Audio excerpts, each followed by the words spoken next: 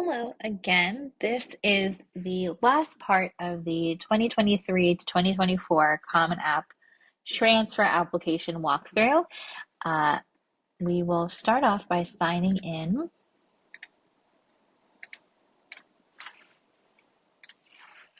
So as I've said, we previously have completed these three sections, and now what we're left with are the program materials for the schools that you are applying to.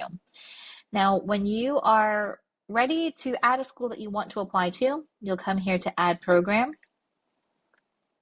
and it'll give you a list of all the schools that are using the Common application. It is an overwhelming list. So you would probably want to start off by looking for the name of the school. So here is Quinnipiac University in Connecticut. Let's say that you want to apply there. If you click on the name of the school, it'll give you some basic information. Basic information about the school, and then you can press the plus button to add it to your list, and that's how that application gets added. And then now you'll see it under program materials. So let's start off with Harvard, one of our partner schools.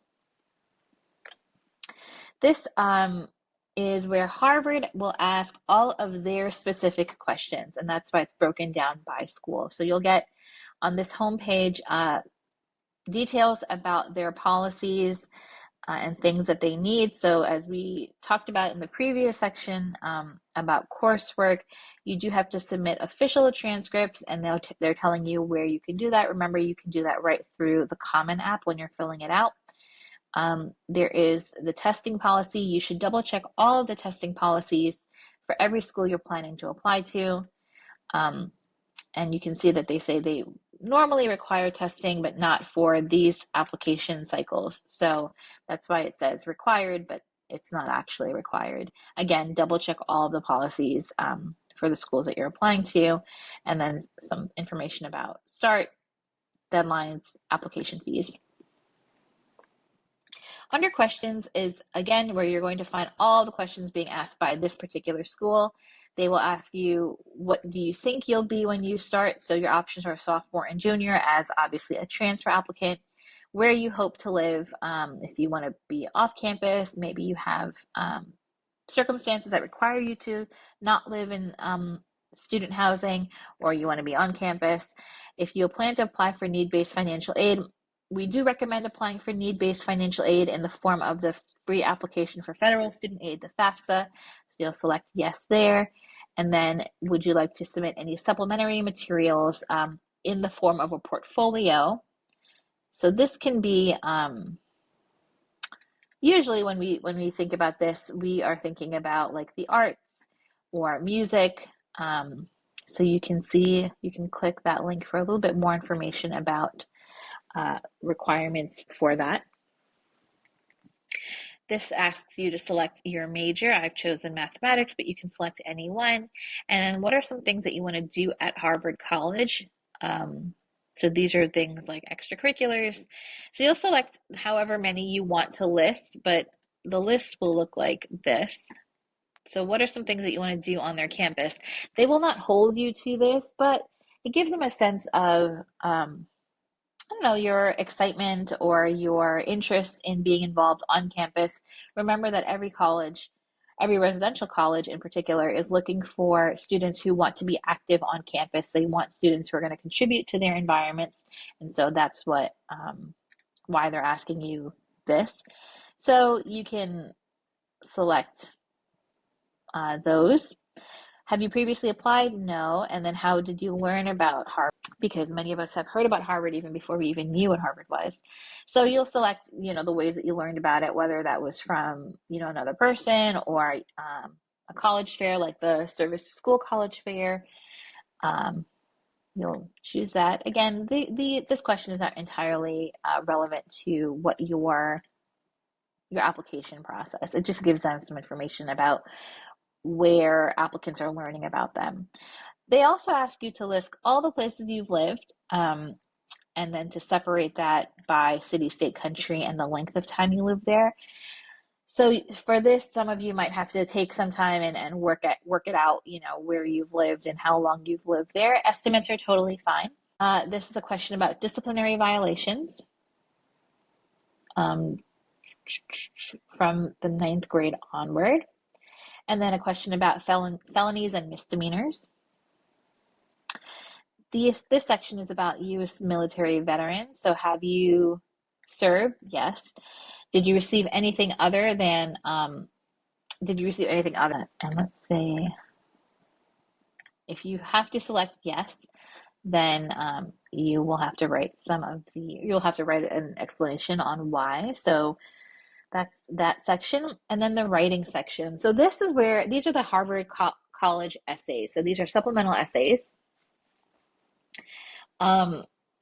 So the first question is about whether you've spent time between high school and college, or has time elapsed? Yes, because according to my application, I was in the military after my time at Kingsborough. So I gave an explanation.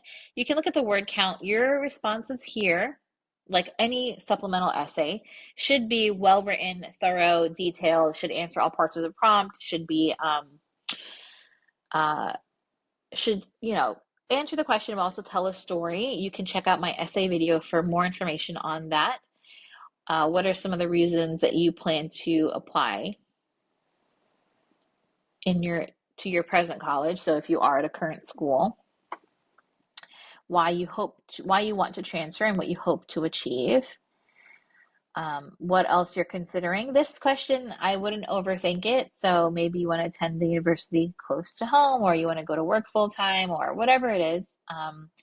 And then what you hope to study at Harvard, and kind of outline your plans and your goals for that concentration. What your post-college career plans are, and then a little bit more about the institution. So again, these are the Harvard's supplemental essays. And once you've answered those, you'll move on to documents. Harvard is reminding you that they require transcripts. They require the college report, and there are some ways that you can submit that, as well as like an email, and then a personal statement, which is under the other document upload, which is here. And here's the one of Harvard's personal statements. So it can be easy to look at this application, this Harvard specific application, and be like, oh, well, it's not that bad, right? It's like a bunch of questions. It's like a bunch of straightforward questions, but they're actually not. These are actually like, long form essays. And then it's kind of misleading because here you have another one. It's only 200 words, but all the other questions, as we saw, were just as long, if not longer.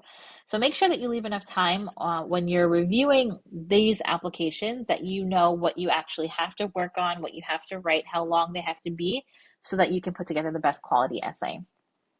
You can see that they're not allowing you the chance to submit anything additional. They only want this one essay question. All right, recommendations. So this is where you have to submit or invite your recommenders to write your letters of recommendation. Letters of recommendation should not come from you. They have to come from the person who is writing them. And so you will invite that person. You can see that Harvard does not require anything from your high school, but they do require 2 academic letters of recommendation. Academic meaning that they should come from instructors, whether that's someone at a community college or a previous 4-year school, but that's what they're looking for. They don't require anything, but they do allow you to submit personal or professional letters of recommendation. You do not have to hit this maximum. You don't need 3 professional letters of recommendation and 3 personal ones and 2 high school ones. You simply need the 2 that are required, the academic ones. And then maybe if you do have a letter from military leadership, for example, or something like that, that person can upload their letter, but Harvard does not necessarily need or have the time to review a bunch of letters. So I would give them what they require and maybe 1 additional. And when you do that, you will hit request new recommendation and then input that person's information, a note, because this request is going to come directly from CommonApp. So this can be, hey, Professor Tucker, I am writing you to, upload this letter for me, and you can give the due date for that. This should not be the first time this person is learning that you are asking them for a letter. Hopefully you will have contacted them before this and let them know, I'd like for you to write me a letter of recommendation. I'll send you the invitation via CommonApp. You want to waive your right to access this recommendation. So you don't want to see the letter beforehand because you don't want colleges to know that or assume that you've influenced the writing of the letter, and that's why you should waive your right of access. This is standard. Almost everybody waives their right of access to letters of recommendation. So you'll hit yes here, and you're giving them permission to contact the schools. And then you'll save that recommendation request, and it will show up here as well as a status for whether that letter has been submitted or not. And then the last part of Harvard's application here is the slide room. So this is if you are truly above and beyond in a particular area and you want to share more about that, you can do so through slide room. So you can see that they've listed like arts or dance or music. But if you are a writer, you should use the applicant portal. So be sure to follow their instructions here.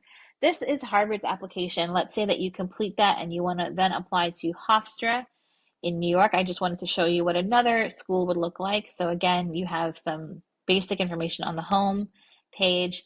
Under questions, similar information. So do you want to be full-time? Where do you want to live? Standardized testing, they're letting you know that it's optional, and so maybe you don't want to submit test scores. Do you intend to use a school-specific fee waiver? We do as veterans, so we'll hit yes, and we intend to pursue financial aid. Let's say that you also want to study math, applied math, let's say. You should know, the differences between and among these majors when you're applying. Let's say you want to apply for the Honors College. If you do, you will have to meet certain criteria. Let's say we don't want to do that. Another activity we want to be involved with, let's say, is engineering. We haven't. You can provide them your phone number if you want to be contacted. Do you have any applicants applying or any siblings applying or any relatives who've attended? And then here's the writing supplement. So why are you applying? Here's a disciplinary question, and then the misdemeanor felony question. No. And that's your 3,000 word essay. It doesn't have to be 3,000 words. I just want to share that. And then the same thing for your recommenders, inviting your recommenders. So you can see compared to the Harvard application, the Hofstra one is fairly straightforward, but I wanted you to see multiple options for that. When you are done and complete with all of your applications, then you can come and you can submit them. So they're letting you know that you're mostly done with all of these. Probably what's left are the essays. That's what I haven't completed. And then you can submit. You can submit your applications. As they note, you can't make changes for most of your CommonApp questions. And that's it. And then you can check the status of your applications, and you can also download a copy of the application for your records. So that's essentially wrapping up the Transfer CommonApp walkthrough. If you have any other questions, you can always reach out to me at annie@servicetoschool.org, and I'm happy to help. But I hope that you found this to be helpful, and we will update other applications as we get closer to those cycles. Thanks for coming, and again, just reach out to me if you have any questions.